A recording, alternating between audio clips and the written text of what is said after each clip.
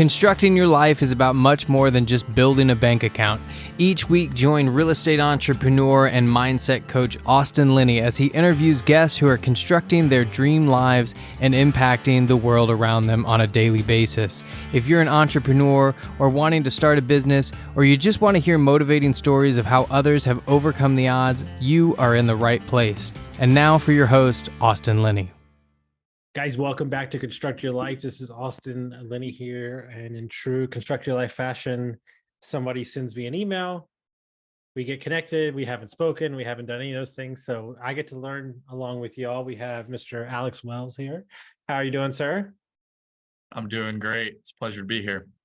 Yeah, man, and I love it. I'm so excited. So what I like to do with my guests is let them start their story where they want to, and then we'll go from there. Cool. Yeah, that sounds good. So I'll kind of start off just by saying I am the CEO and co-founder at Imprint Digital. We are a digital marketing agency based out of Colorado. We service businesses all over the country. But really, our whole philosophy, we've been in business for about a year and a half. I started the business with my partner, Bobby Shell. And both of us came from working at a really big digital marketing agency for about 10 years each. And we kind of set out onto our own journey in the summertime of 2021. And we were just really curious on what else was out there. Him and I are good friends. He actually introduced me to my wife. And we established a really amazing connection and working together and just developing that friendship, which in the process spurred the fact that we were both interested in entrepreneurship. And so we just started getting into discussions about what was out there and how we could find investment opportunities and businesses and things that we could get involved with each other. And shortly after we left, we started to have people reach out to us just to see what we could do to help them out with digital marketing, just based on our reputation. And so since we were already in discussions and in trying to find other ventures to get involved with together, we decided, why don't we make a way to help these people out? And it fits really well in our skill set, obviously, with the experience that we bring to the table. And so we decided to start this business. But in the process of that, we really wanted to kind of take away what we enjoyed and what we felt like businesses really needed, and remove what we felt like probably was kind of expiring as far as the business model goes. And what that really looks like for us is we are trying to bridge the gap between what it would be like to hire somebody internally at your business and contracting those services out. And so we're really trying to take a white glove, tight-knit approach to the relationships and the strategy and working with these businesses, and make it feel like we're actually a part of your team. And so I think of it a lot like a talent agency, but instead of just hiring for one position, like let's say you go out and you hire like a fractional CMO or something like that. Typically what that looks like is you hire the person, they come into your organization, and you probably have some preconceived notions or expectations as to what that person's going to be able to do. Bobby and I actually both experienced that initially when we first left. We both took kind of like fractional CMO type of jobs. And what we found is that the digital marketing landscape of what people think it is and what it actually is are very different in a lot of cases. And so sometimes when people go out and they hire somebody for that role, they get into the organization and they start observing things and making recommendations as to what they should do. And usually that involves hiring a team. And sometimes those businesses don't really plan on that financially. They're like, hey, you're going to come in, you're going to take care of everything, right? And then they start talking about, well, we need a designer, and we need a developer, and we need a social media manager, and we need somebody to do video, and we need all these different skill sets, right? And sometimes that can cause some friction within the organization, because it's like, whoa, wait a minute, I thought you were going to be able to handle all this stuff. And so by hiring us, we are that fractional CMO or CGO or CRO, right, for your organization. except for we have the whole team already, right? So you can really get what you planned for, right, for a fraction of what it would cost you to hire everybody internally. And then we'll plug in, we'll come into your company meetings, we'll be in your Slack channels, all of that stuff, right? And so we're really trying to take a different approach with that and help businesses in this time where I feel like innovation is rampant. We're seeing a huge boom in businesses starting up and just technology accelerating forward. And I think a lot of businesses need that in their organization. And so that's what we're really trying to do with that. Yeah, it's interesting. Our CFO that we hired for our private equity firm is partial, fractional, and it's becoming more of a thing. I've done it myself as a consultant, as a CEO. I think, that is, I would say that's the bigger issue when you look at marketing and branding, which is kind of my forte with my clients, is like, it's ever changing so much. The channel to be on changes every 5 months. And if you're in a company and you're dealing with all this other day-to-day stuff, it's really going to be hard for you to keep up with the trends. And that's why hiring a company such as yourself makes so much more sense, because it's your job to stay up with the trends. Yeah, exactly. Like we're already here. We're ready to go. We're bobbing and weaving through all these changes on a day-to-day basis, and we really understand the landscape too. A great example of what you're talking about is I feel like there's been a huge evolution in the website aspect of businesses over the course of last 3 to 5 years, where you started to see these companies like Squarespace and Wix and these type of managed platforms offer a way to build websites in a way that was simplified, right? And as a business owner, you're like, oh yeah, like I would love to be able to go in and be able to drag and drop and make changes on my own website and stuff like that. And so I feel like that kind of got some steam and popularity. But what we've seen in that landscape specifically over the last year really is the fact that like that's not necessarily the best way to do it, right? It sounds good in theory, but the truth is that if you build your website on those platforms, they own your website, right? You are not the owner of that website. They own it. And if you're ever in a position where you want to rebuild or migrate the website over to another platform, it's almost impossible to get everything moved over. I mean, you're essentially put in a position where you have to kind of copy and rebuild onto a new platform. And the other thing too is with cybersecurity, there has just been a huge influx in cyber attacks online, and it's becoming a bigger and bigger thing. And so if you kind of take the security offering that your website gets on those types of platforms and you look at it, it's definitely not, I think, the way that things are moving. And the reality is you really should always make sure as a business owner that you own your data, you own your assets, right? And that you're not stuck in that position where you're kind of handcuffed to something like that. And so we're really trying to help businesses with understanding those kinds of details that you just might not really be completely up to date on, and you don't have time to keep up with and stuff like that. And I can tell you, we've helped a huge handful of businesses, and it seems to be more and more common, move off of those platforms to something that they actually own.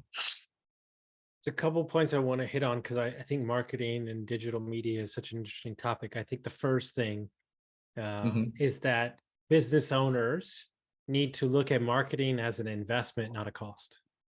Correct. That's the first thing, right? If you're, like perfect example, I hired 15 people in the last 5 weeks for my plumbing and HVAC company, and we hired a marketing team who specializes in HVAC plumbing. So all those things were cost, but 80% of those people that I hired make me revenue, and they're going to bring in revenue. So I'm totally comfortable in putting the investment there. I think as a business owner, you have to look at the players on your team and say, maybe I have too many people that are hitting the bottom line, but they're not creating revenue. Is that what you see in your clients too, is trying to change that mindset when it comes to marketing and investing in digital marketing? Absolutely. We have that conversation Every probably more client, probably. often. Yeah, more often than we'd like to. It's one of those things where in the marketing world, what Well, we've really become. it's hard because sometimes you can't tangibly, you Yeah, can't give them an ROI because it's about brand.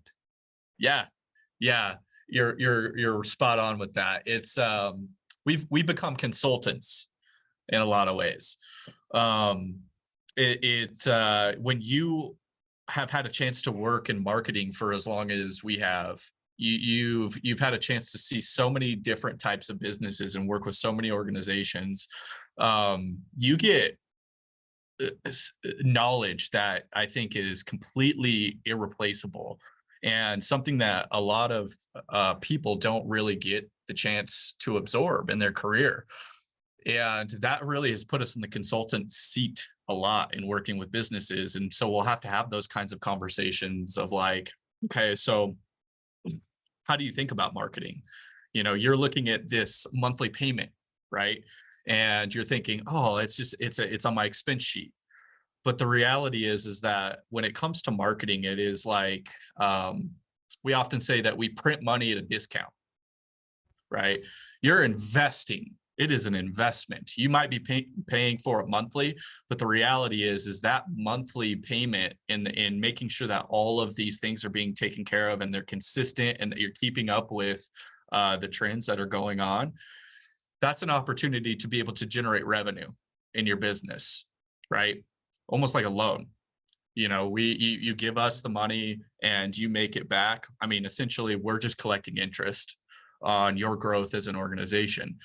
And so we have that kind of conversation all the time. And to spin off that, the other piece of it as well, in this conversation of having to build the team, the marketing team, right?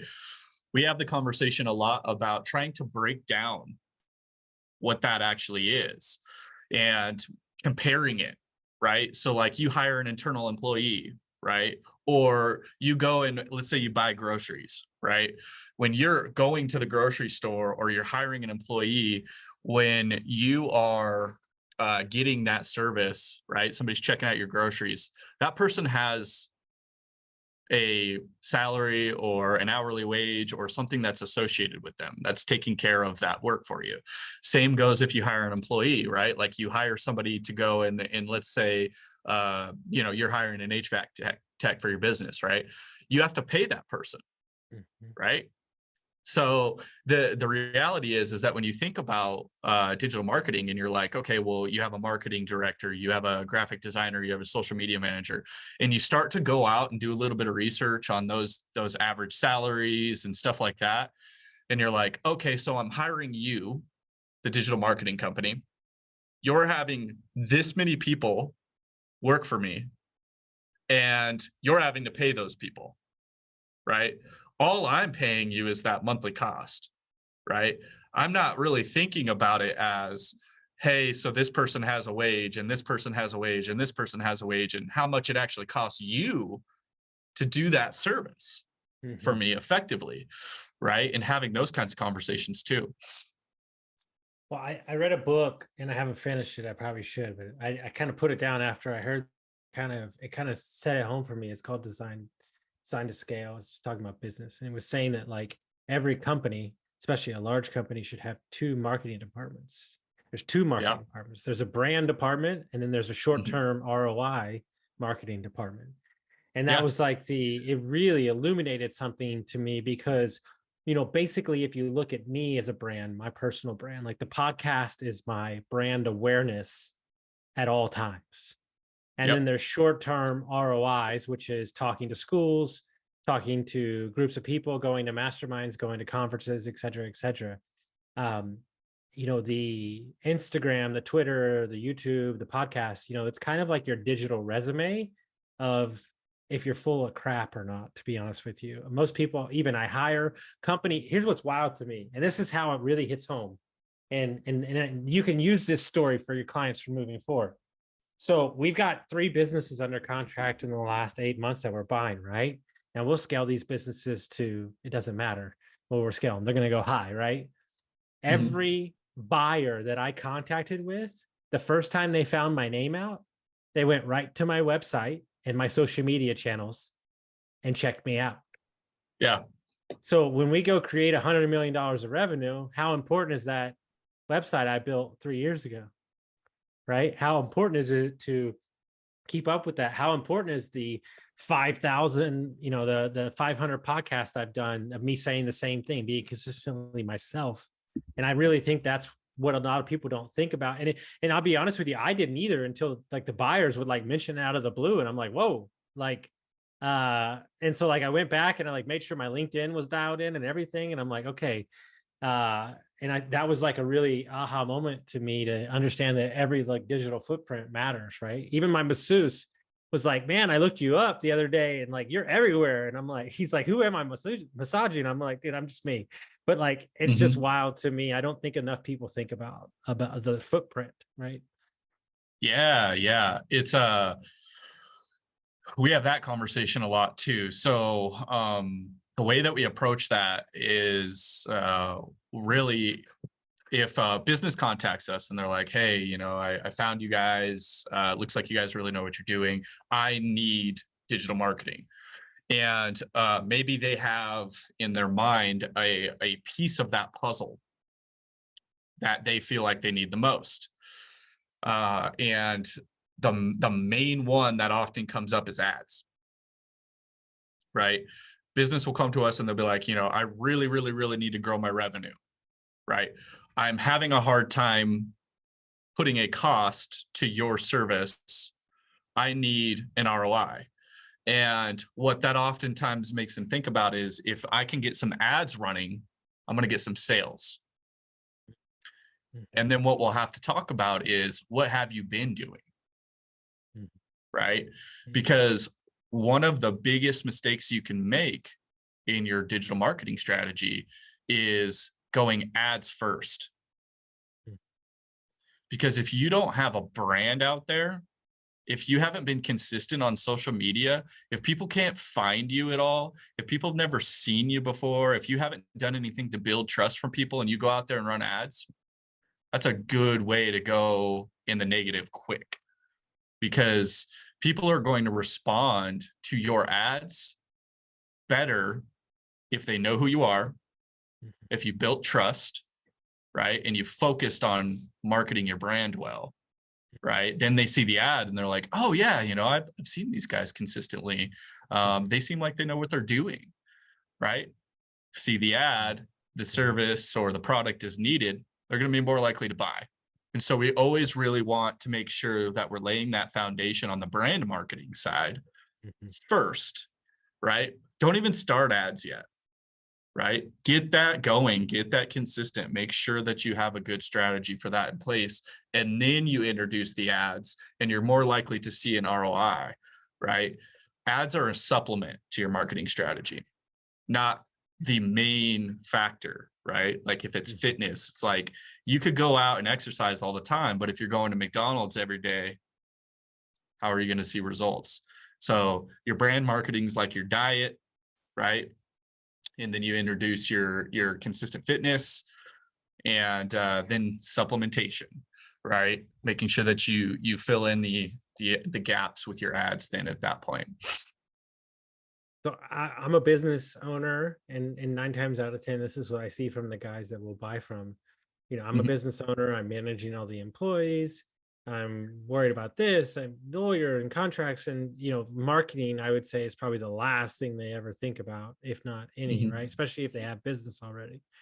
So where would you suggest that a business owner or anybody that's thinking about getting started, where would they start, and kind of how do you see it to break it down easy for them? Yeah, absolutely. So that's a great question, and it's really what we pride ourselves on, because over the course of a year and a half, we've been able to grow from 0 to 13 employees. We're in a good position here, hopefully, to be able to hit 1 million in revenue in just 2 calendar years, and we've done all of that with 0 ads. Mhm. right? We have yet to introduce ads into our own marketing. We immediately first started on other things. And that's what a business owner should do. If you're thinking about marketing, what you should really be thinking about is how can you put yourself in the best position possible to generate an ROI on your marketing. And the best way to do that is to start on your low cost options first, right?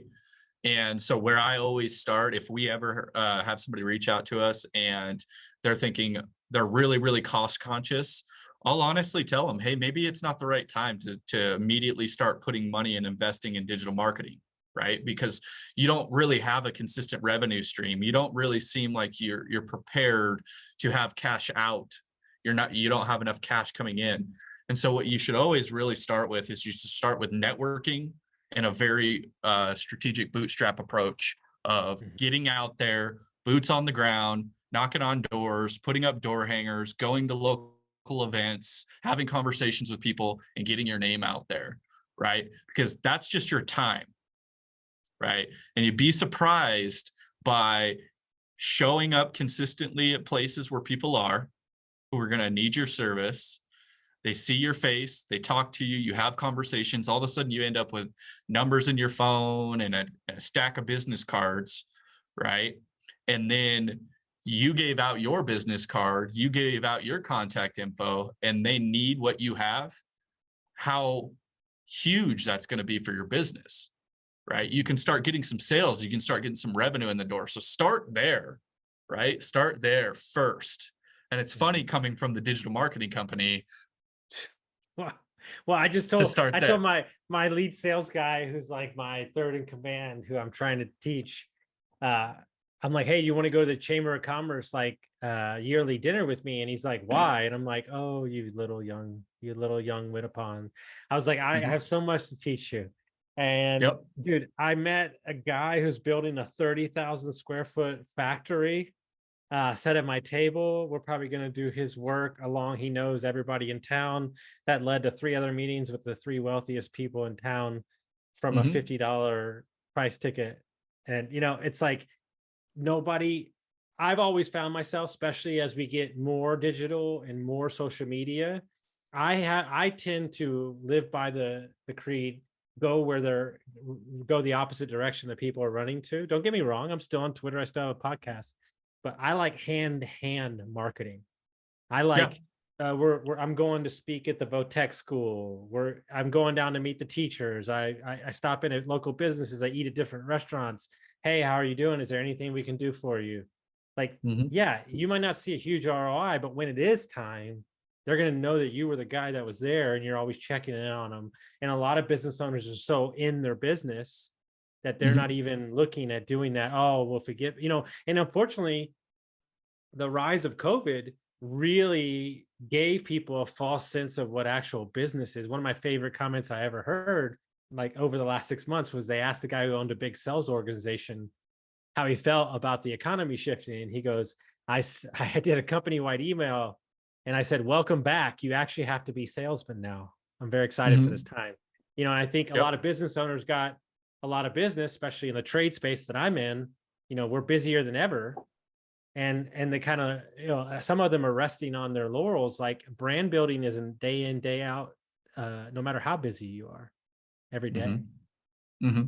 Yep. It's so true. And you can learn a lot about that from studying the past, right?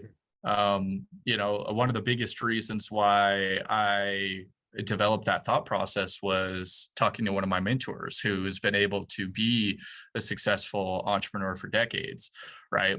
Before all these tools were at our disposal, right? And one of the things he said is like, really a lot of the investment opportunities and the people he's done business with and a lot of his success in being an entrepreneur was built on showing up at as many places as possible, as often as possible, being one of the first people there and being one of the last people to leave. And then eventually people are like, hey, I've seen you here before, or, hey, I saw you cleaning up the other night, or, and you start to build these relationships, right?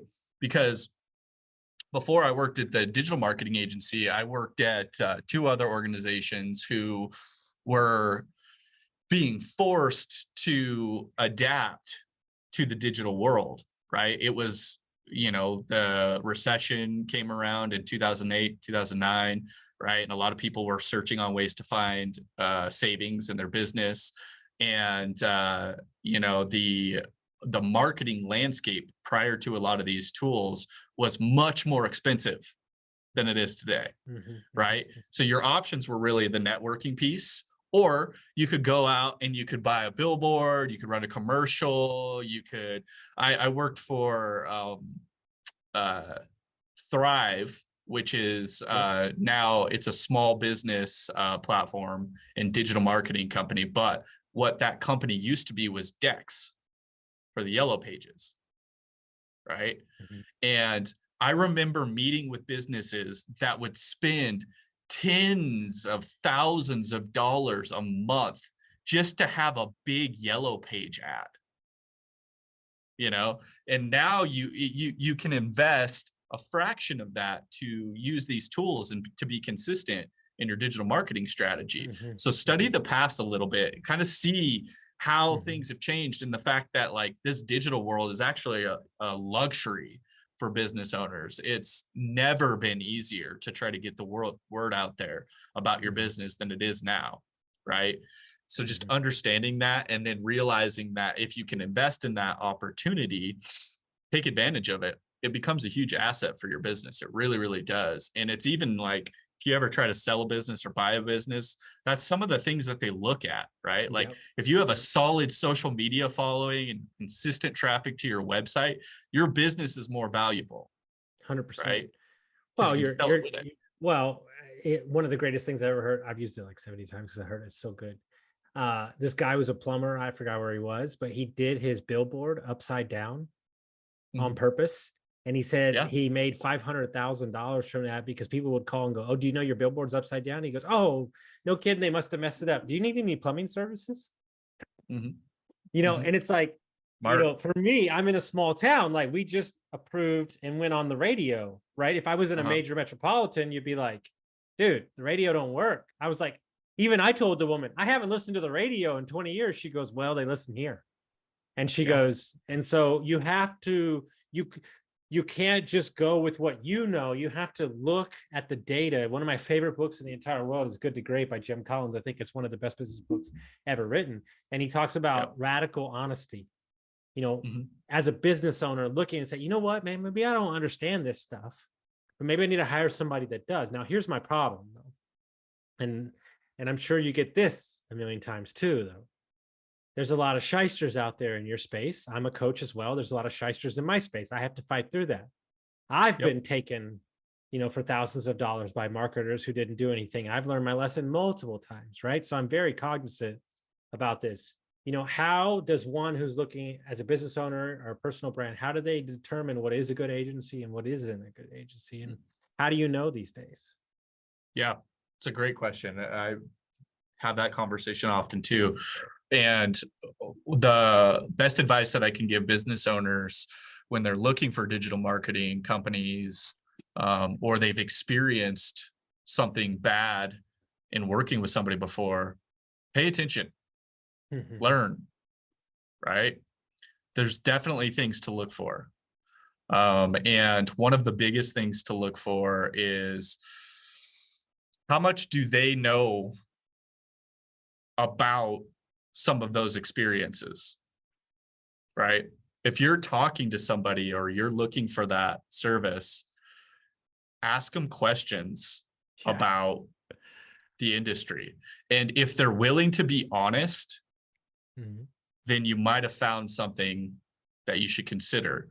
Because if you've been in the industry a long time, you know about those things, right? You've experienced it. You've been forced to sell it before, right? And you know about it. And that's one of the things that I really feel like has gone well for us. That's really important is I never honestly thought I would start a digital marketing company. But one of the reasons I did was because when people started reaching out, asking if we could help, I wanted to actually help them overcome some of those shisty, sketchy kinds of situations, because they don't know a lot of the time, right? And so things that I've already kind of touched on a little bit, like you should own your data and assets. Mhm. That's the type of thing you should listen for. And if any businesses listen to this podcast and you're sitting there and you're thinking about the same thing of like, I know I need to do digital marketing, or I've had this bad experience working with a digital marketing company before, that should be one of the very first things that you ask is, do I own everything? Is this my data? Is this my website? Right? Because if somebody is really wanting to do this in the right way, in an ethical way, and truly wants to help you, they're going to make sure that you own those things, right? Because you should never allow somebody to own your data, should own your assets, anything like that, because that's like you invest way too much into digital marketing and your business and stuff to have to start over every couple years or something like that with your data and your assets and stuff like that. It's just it's so important. I want to paint a picture for anybody listening that can understand what I'm about to say, and I'll use my business as a real-time example. So at the moment, we don't offer duct cleaning services. We don't offer it. It just so happens that my lead sales guy owned a business for 20 years that he's been doing on the side from time to time. He's ready to retire. He would just shut the business down. He only works it when he feels like it. He get leads every week they call. He's never advertised. Okay. Well, I own an HVAC company. That's super easy for me to install that in as a service, buy his company, and now turn around and refarm my 8,000 customer list of commercial and residential clients that I've served in the last 5 years, to offer this as a service and attach it to my maintenance agreement.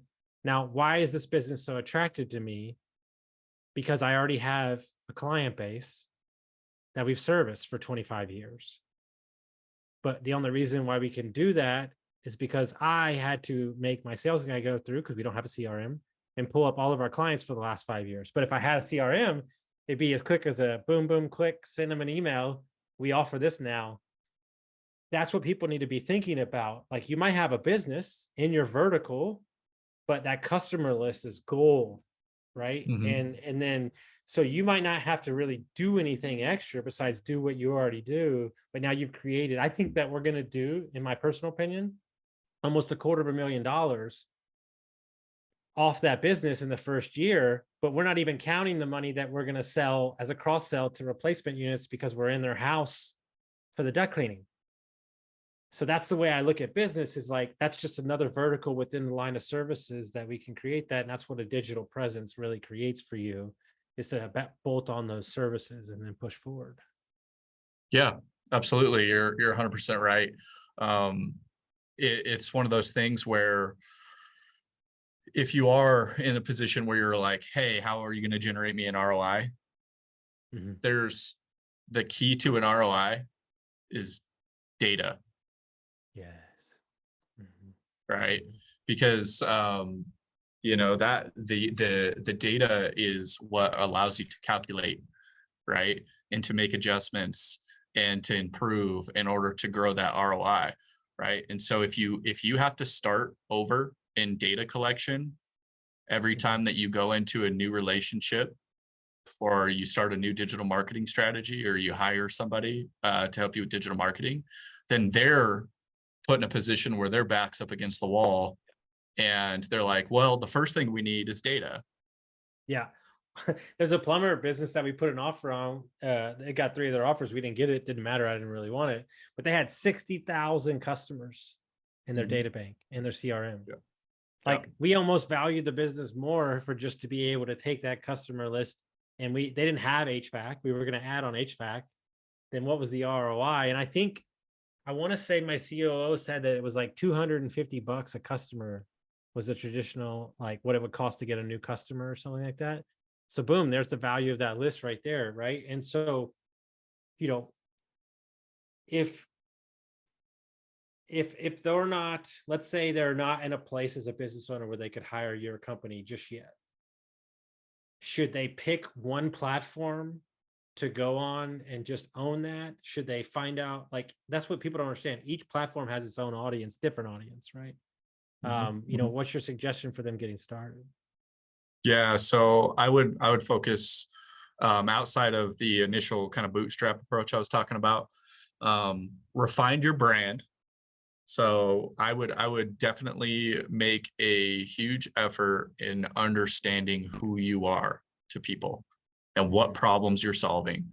And what we tend to do is we put somebody through an exercise that we do, which determines what your brand persona is and who your client profile is, who your ideal client profile is.